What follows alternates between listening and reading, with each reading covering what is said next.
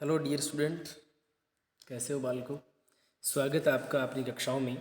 SVM online classes Bhadra जून जालोर। उम्मीद करता हूँ कि आपकी पढ़ाई बहुत अच्छे से चल रही होगी। तो 11th क्लास का जो पोर्शन चल रहा है हमारा 11th साइंस बायोलॉजी, उसमें चैप्टर नंबर 6 और उसका ये पार्ट नंबर 3। 2 पार्ट हमने बनाए थे, 3rd पार्ट हम पढ़ेंगे इसका। थोड़ा सा आप रिवाइज़ कीजिए माइंड को कि हमने पिछले 2 पार्ट्स में क्या पढ़ा था। पिछले 2 पार्ट्स के अंदर हमने उत्तक के बारे में पढ़ा था कि प्लांट में जो उत्तक होते हैं वो कितने प्रकार के होते हैं।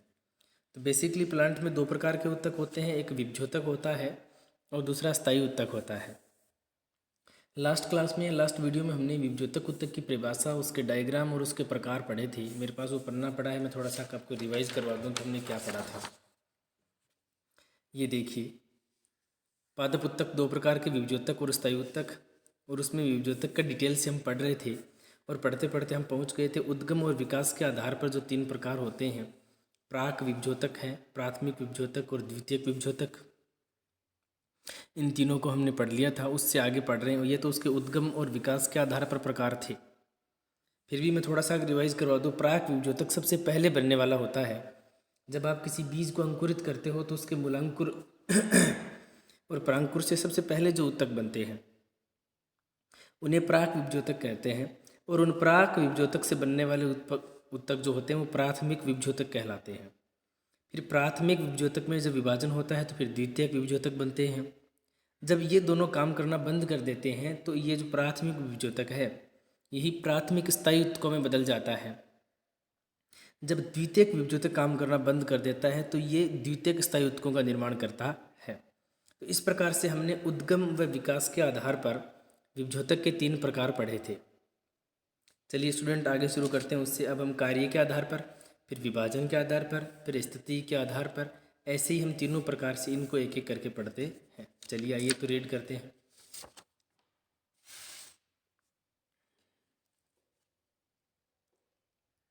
विभज्योतक पढ़ रहे हैं, अब हम कार्य के आधार पर। तो आज का नया टॉपिक हमारा कार्य के आधार पर, on the basis of function. कार्य के आधार पर किसके प्रकार पढ़ेंगे? विभज्योतक उत्तक के प्रकार। किसके आधार पर?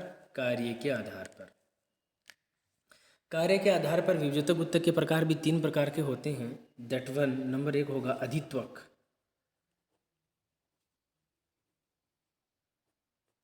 अधित्वक का अर्थ होता है प्रोटोडर्म। अब इस अधित्वक में अधि का मतलब होता है सबसे बाहर और त्वक का मतलब होता है त्वचा, यानी बाहरी त्वचा, जिसको अपन क्या कहते हैं? बाह्य त्वचा कहते हैं। इसको अंग्रेजी में हम कहेंगे एपिडर्मिस। तो सिंपल सी बात है, कार्य की आधार पर पूछ रहे हैं तो ये अधित्वक क्या करता है? ये उत्तक बाह्य त्वचा का निर्माण करेगा। शीर्ष विभज्योतक में पाया जाता है, शीर्ष पर होगा और एपिडर्मिस का निर्माण करेगा, बाह्य त्वचा का निर्माण करेगा। ठीक है बच्चों। तो सबसे बाहर वाला जो पोर्शन है, सबसे बाहर वाली जो लेयर है, सबसे बाहर की जो कोशिकाएं हैं वो कौन सा उत्तक, किस उत्तक की बनी होती हैं? अधित्वक यानी प्रोटोडर्म की बनी होती हैं। तो बाह्य त्वचा का निर्माण कौन करता है? अधित्वक यानी प्रोटोडर्म करता है। दूसरा पॉइंट हमारा रहेगा भरण विभज्योतक। भरण विभज्योतक, इसे कहते हैं ग्राउंड मेरिस्टेम।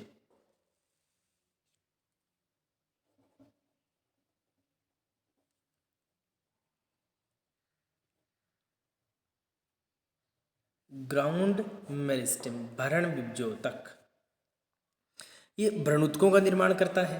किसका निर्माण करता है?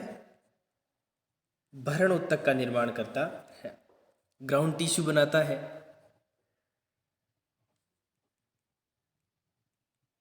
तो मैं आपको एक पहले फंक्शन बता दे रहा हूँ, वो बहुत ज़रूरी है, एक दूसरे पन्ने में, इसी पन्ने में लेते हैं, उसको समझना बहुत ज़रूरी है, वरना फिर ये चीज़ें समझ में नहीं आती। भरण ऊतक क्या है या बाह्य त्वचा क्या है, इसको समझने के लिए देखो यहाँ पर एक डायग्राम बनाते हैं सेल्स का। जैसे कोई पेड़ का जो तना है, तो उस तने को हमने ये गोलाकार रूप में हमने मान लिया इसको।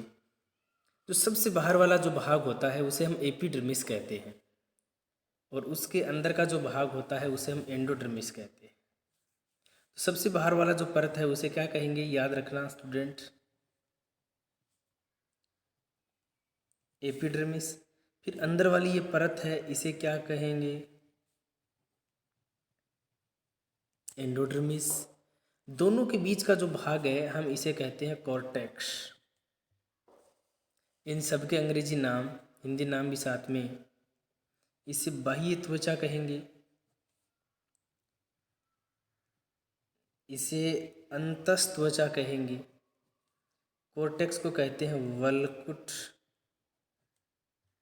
ठीक है बच्चों, इसके नीचे एक और परत होती है, दूसरा पेन है क्या,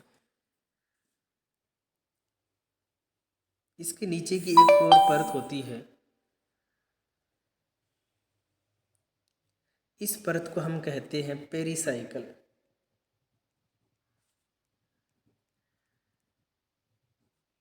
परिरंभ। ठीक है बच्चों, और परिरंभ के भी अंदर देखो जाइलम फ्लोएम, जाइलम फ्लोएम। ठीक है, तो हम इसको मान रहे हैं जाइलम, और इसको हमने मान लिया फ्लोएम, जाइलम और फ्लोएम हो गया। और बीच में जो भाग है हम इसको कहते हैं पित्त, पित्त यानी मज्जा। आ रही है बात कुछ समझ में आपके। और जो एपिडर्मिस होती है ना, उसके नीचे एक हल्की सी और परत होती है,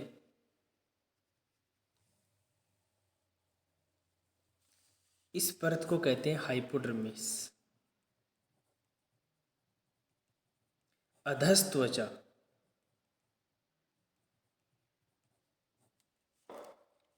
तो ये परतों का ना आपको थोड़ा सा डिटेल से इन परतों के बारे में जानकारी होनी चाहिए। जैसे कि इसको तना मान लिया हमने, तो तने का सबसे बाहर वाला भाग कौन सा है, बाह्य त्वचा। बाह्य त्वचा के अंदर कौन सा है, अंतस त्वचा। बाह्य त्वचा और अंतस त्वचा के बीच का जितना भाग है वो क्या कहलाता है, ओवलकुट। और बाह्य त्वचा के नीचे पतली सी की एक परत होगी, उस परत को हम क्या कहते हैं, हाइपोडर्मिस, अधस त्वचा कहते हैं। और अंतस त्वचा के नीचे की पतली परत को हम क्या कहते हैं, परिरंभ यानी पेरिसाइकल कहते हैं। उसके बीच में जाइलम और फ्लोएम होता है। ठीक है बच्चों, और सेंटर में जो खोखला भाग है उसे हम पित्त कहते हैं यानी मज्जा कहते हैं। और इनके बीच में मज्जा किरणें भी होती हैं, मेड्यूलरी रेज यानी मज्जा किरणें, जिसको अंग्रेजी में मेड्यूलरी रेज कहते हैं। ठीक है बच्चों, अब तो इसे 3 भागों में बांटते हैं। एक जो भाग होगा ना उसे क्या कहेंगे, बाह्य भाग होता है, जिसमें केवल और केवल एक ही त्वचा होती है, बाह्य त्वचा। और दूसरा वाला भाग जो है उसे कहते हैं भरण ऊतक। ठीक है, और तीसरे को कहते हैं संवन ऊतक। बाह्य त्वचा में केवल और केवल क्या बनेगी, एपिडर्मिस। और भरण इसमें देख लेते हैं, संवन ऊतक में 2 ही चीज आती है, जाइलम और फ्लोएम। तो बच्चों कई बार जैसे नाम आएगा ना, जैसे कि अधित्वक जो केवल बाह्य त्वचा का निर्माण करेगा, और उसके बाद का जो पोर्शन है वो भरण ऊतक का निर्माण करेगा। तो भरण ऊतक में कितने ऊतक आएंगे, और संवन ऊतक में जाइलम और फ्लोएम। तो एपिडर्मिस तो ऊपर वाले में आ गया, और जाइलम और फ्लोएम संवन ऊतक में आ गया। तो एपिडर्मिस, जाइलम और फ्लोएम को छोड़कर शेष भाग है वो भरण ऊतक का कहलाता है। जैसे कि ये एपिडर्मिस हो गई, और ये इसके जाइलम और फ्लोएम होगी। इसको छोड़कर जैसे कि पेरिसाइकल है, जैसे कि एंडोडर्मिस है, जैसे कि कॉर्टेक्स, हाइपोडर्मिस, ये सारे भाग किसके हैं, भरण ऊतक के हैं। तो आ गया समझ में कि भरण ऊतक क्या है। ये एक पेड़ का तना है या जड़ है, उसकी जो पत्ती है ना, उसका यदि हम सेक्शन काटेंगे तो सबसे बाहर का भाग कौन सा होगा, बाह्य त्वचा। उसके अंदर वल्कुट, अंतस त्वचा, परिरंभ, जाइलम, फ्लोएम। ये चीज़ें मेरे हिसाब से आपके समझ में आ गई कि बाह्य त्वचा है ना, उसका निर्माण केवल कौन करेगा? अधित्वक करेगा। भरण विभजोतक किसका निर्माण करता है? भरण ऊतकों का। अब भरण ऊतक कौन कौन से हैं? कॉर्टेक्स है, एंडोडर्मिस है, पेरिसाइकल है, मज्जा किरणें हैं, मेडुलरी रेज हैं, हाइपोडर्मिस है। तो ये आपको इंग्लिश में नाम याद करने हैं, साथ में हिंदी में भी करने हैं। तो कौन सा भाग किसका निर्माण करेगा? तो अब हम कह रहे हैं कि भरण विभजोतक भरण ऊतक का निर्माण करता है, तो किन किन चीज़ों का निर्माण करेगा? वो कोर्टेक्स का, एंडोडर्मिस का, पेरिसाइकल का, मेडुलरी रेज का और हाइपोडर्मिस का। ठीक है बच्चों, अब देखो वापस इस टॉपिक पर आओ, इसीलिए मैंने आपको बहुत इंपॉर्टेंट चीज़ बताई बीच में। भरण विभजोतक किसका निर्माण करेगा? भरण ऊतकों का निर्माण करेगा। अब भरण ऊतक कौन कौन से हैं? अभी मैंने आपको बताया था, जाइलम, फ्लोएम और एपिडर्मिस को छोड़कर, जैसे कि पेरिसाइकल बनाएगा, एंडोडर्मिस बनाएगा, कोर्टेक्स है, मेडुलरी रेज है। तो ये चीज़ों का निर्माण भरण ऊतक करता है। तीसरा जो पोर्शन रहेगा इसका, वो हो गया आपका प्राक एधा, प्रोकेम्बियम।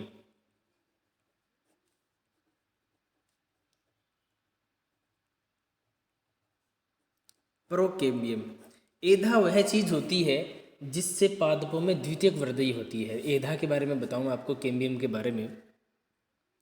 द्विबीजपत्री जो पादप होते हैं उनके तने चौड़े होते हैं, वो केवल और केवल एधा की सक्रियता के कारण होते हैं। ये बात याद रखना।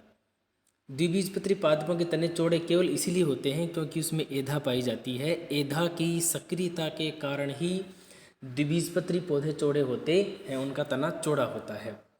तो प्राक जो एधा है, इसकी कोशिकाएं लंबी व संकरी होती हैं।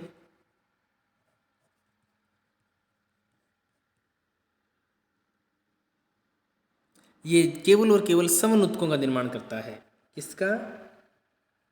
यह सवन ऊतकों का निर्माण करता है। और सवन ऊतक तो दो ही होते हैं। कौन कौन से होते हैं? एक जाइलम और दूसरा फ्लोएम।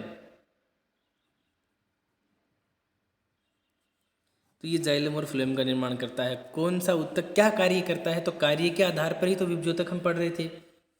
कार्य के आधार पर विभजोतक तीन प्रकार के, अधित्वक, भरण और प्राक एधा। ठीक है बच्चों, अधित्वक केवल बाह्य त्वचा का निर्माण करेगा। भरण ऊतक है वो भरण ऊतकों का निर्माण करेगा। ये कई प्रकार के हैं इनका। प्राक एधा केवल सवन ऊतकों का निर्माण करती है, जैसे जाइलम और फ्लोएम। अब हम तीसरा प्रकार पढ़ेंगे। तीसरे प्रकार से क्या मतलब है? विभाजन के तल के आधार पर।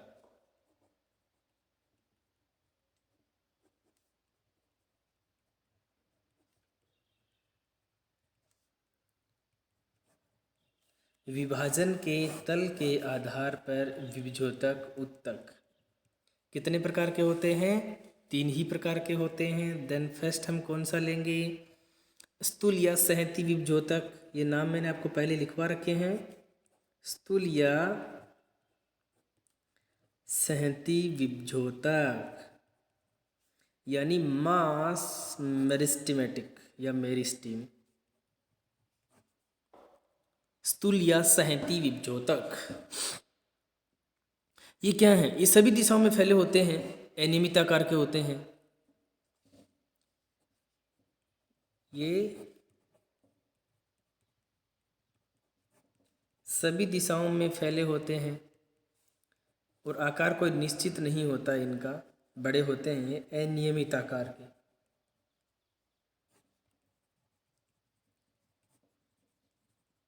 अनियमित आकार के होते हैं। इनकी जो कोशिकाएं हैं वो भ्रूणपोष का निर्माण करती हैं। तो ये चीज़ आप स्टार लगा कर लिखेंगे।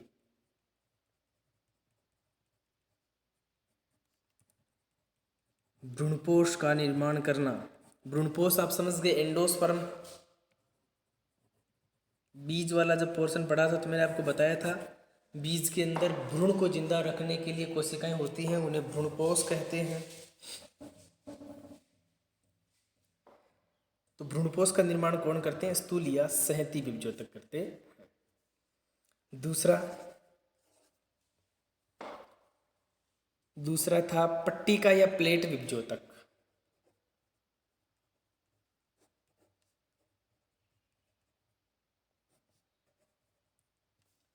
Plate meristem.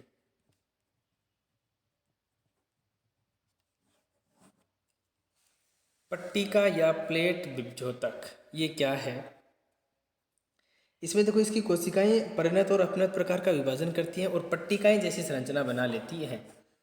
इस प्रकार से लंबी पट्टिकाएं जैसी संरचना बना लेती हैं। ये बहित्वचा के निर्माण में सहायक है।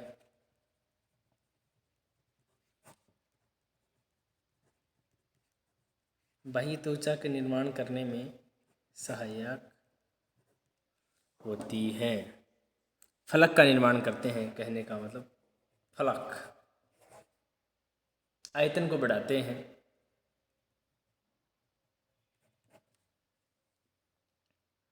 और तीसरा जो रहेगा वो है पट्टी, सिरा या रिब।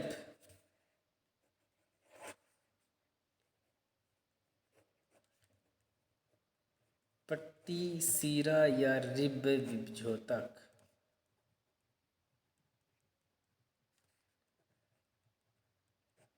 Rib meristem.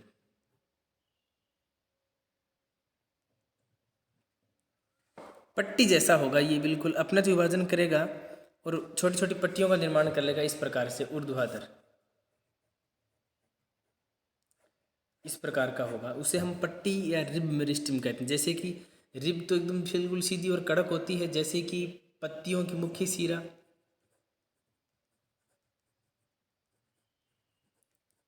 पत्तियों की जो मुख्य सिरा होती है, ये वाली बीच वाली, इसे तो मिड रिब कहते हैं। ऐसी संरचना के उत्तक होते हैं, उन्हें पट्टी या रिब विभजोतक कहते हैं।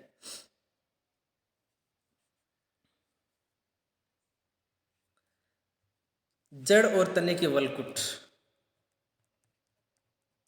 जड़ व तने के वलकुट व मज्जा वाला भाग यानी पित्त, कोर्टेक्स और पित्त इसी के बने होते हैं।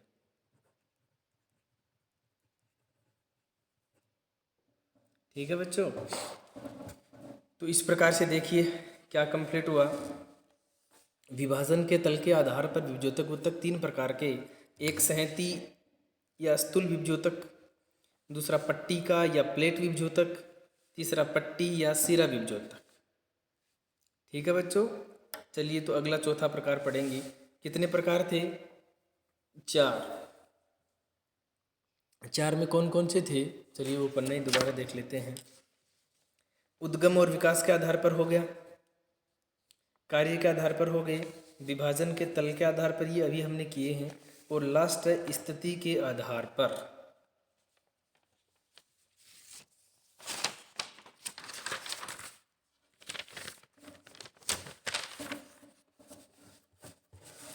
स्थिति के आधार पर विभजोतक तीन प्रकार के होते हैं।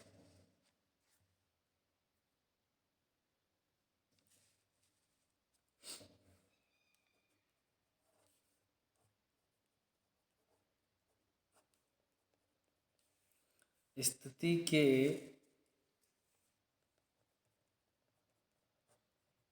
आधार पर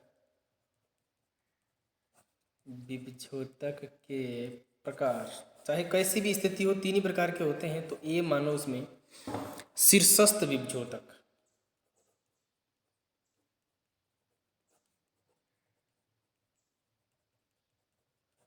इसे कहते हैं एपिकल मेरिस्टेम। स्थिति के आधार पर जो सबसे पेड़ के सबसे ऊपरी भाग पर होगा उसे शीर्षस्थ कहते हैं। तो ये कहाँ होगा? जड़ और तना दोनों के शीर्ष पर। जड़ और तना दोनों के कहाँ होगा? शीर्ष भाग पर, सबसे ऊपर वाले भाग पर होगा। इसलिए इन्हें वृद्धि क्षेत्र भी कहा जाता है। वृद्धि क्षेत्रों में सबसे ज़्यादा यही मिलेगा आपको, क्योंकि पेड़ का कौन सा भाग सबसे ज़्यादा वृद्धि करता है? या तो उसकी जड़ नीचे की ओर या उसका तना ऊपर की ओर। तो दोनों ही भागों में वृद्धि ज़्यादा होती है, इसलिए इन्हें वृद्धि क्षेत्र यानी ग्रोथ पॉइंट कहते हैं। और ऐसे भाग में कौन सा होगा?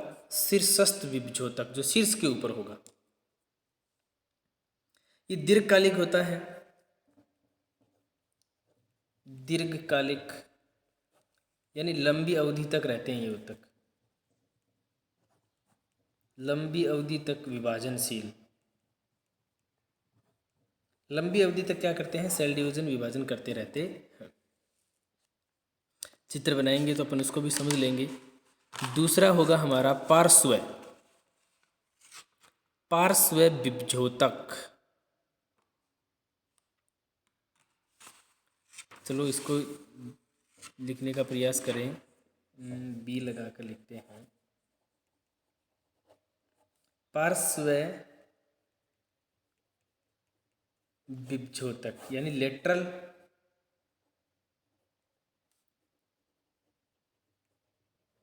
मेरिस्टीम, ये किनारों साइड में होंगे पार्श्व में, यानी जड़ व तने के चारों ओर। जड़ और तने के कहाँ होंगे? चारों ओर होंगे। मोटाई में वृद्धि इसी के कारण होती है।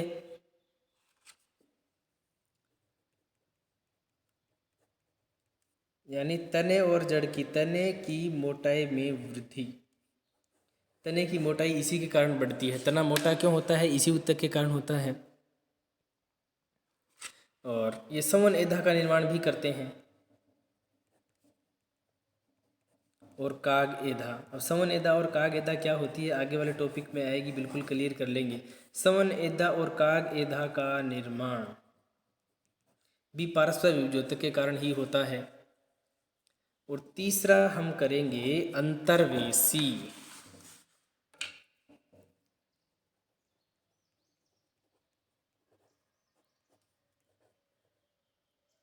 अंतर्वेशी विभज्योतक, अंतर्वेशी विभज्योतक का मतलब है इंटर कैलोरीज, इंटर कैलोरी मेरिस्टीम। देखो ये उत्तक भी क्या काम करता है? ये स्थायी उत्तकों से घिरा रहता है, ये स्थायी उत्तकों से घिरा रहता है, स्थायी उत्तकों से घिरा रहता है। ये अल्पकालिक होता है, कुछ समय के लिए रहता है, बाद में नष्ट हो जाता है। स्थायी उत्तकों से घिरा रहेगा, ये अल्पकालिक रहेगा, जैसे पुदीना में, बहुत ही कम उत्तकों प्लांट्स में आपको ये मिलेगा। तो स्थिति के आधार पर तीन प्रकार के हो गए। कौन कौन से तीन प्रकार के हो गए स्थिति के आधार पर? सबसे पहले शीर्षस्थ, फिर पार्श्व, और फिर हमने पढ़ा अंतर्वेशी। चलिए अब हम तीनों को डायग्रामेटिकली शो करें तो कैसे करें? जैसे कि इसको हमने किसी एक पेड़ का तना मान लिया, ये एक पेड़ का तना है, ठीक है बच्चों, और इससे नीचे इसकी क्या है? जड़ है। तो इसका शीर्ष भाग कौन सा? टॉप वाला, ये वाला शीर्ष भाग है। इस भाग में जो उत्तक हैं उन्हें क्या कहेंगे? शीर्षस्थ विभज्योतक, जो शीर्ष के ऊपर है। पार्श्व का मतलब होता है जो इसकी गोलाई में होता है। जैसे ये पेन है, इस पेन की चारों ओर की जो गोलाई है, उस गोलाई वाले उत्तकों को, तो जैसे कि यहाँ वाले ये पार्श्व में, पार्श्व का मतलब दोनों ओर।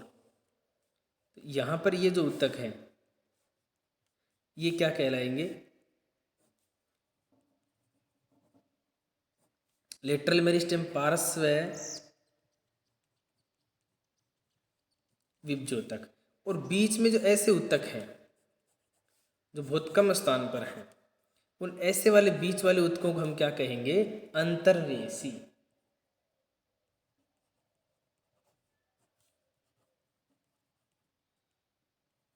विभज्योतक। तो ये तीन प्रकार के हो गए, और इसमें से यहाँ से क्या निकली हुई है? डालियाँ निकली हुई है, पत्ते निकले हुए हैं। तो स्थिति का मतलब कहाँ है? पेड़ के ऊपरी शीर्ष पर है तो शीर्षस्थ, बीच में है तो अंतर्वेशी, और पार्श्व में है तो उसे क्या कहेंगे? पार्श्व विभज्योतक कहते हैं। तो इस डायग्राम के थ्रू आप समझ गए कि स्थिति के आधार पर जो 3 ऊतक होते हैं उसको ही इस डायग्राम से शो किया जा रहा है। तो ये हो गए स्थिति के आधार पर 3 प्रकार के ऊतक।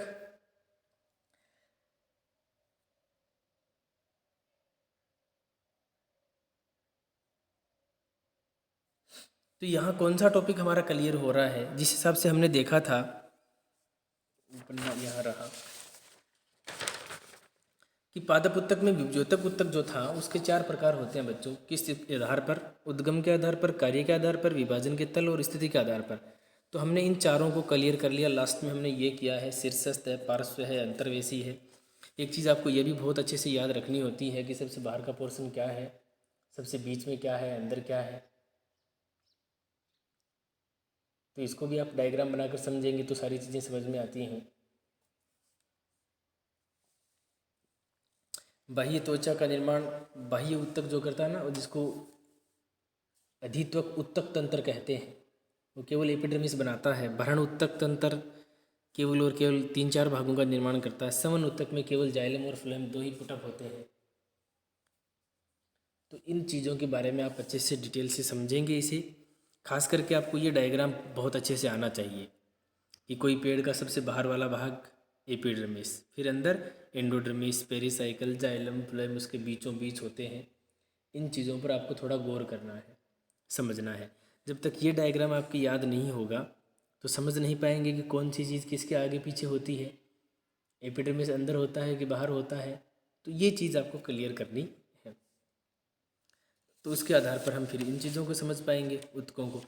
तो मोटा मोटे तौर पर हमारा ये विभज्योतक ऊतक हो गया। अब हम किसकी ओर रुख करेंगे? स्थायी ऊतक की ओर पढ़ेंगे अपन। तो डियर स्टूडेंट्स, आज का जो हमारा वीडियो था वो किस पर बेस्ड था? चैप्टर नंबर 6 का पार्ट नंबर 3 है ये। तो ऊतक, विभज्योतक ऊतक है, उसको हमने क्लियर कर लिया। Thanks, bye and best of luck. अगले वीडियो में स्थायी ऊतक के बारे में पढ़ते हैं।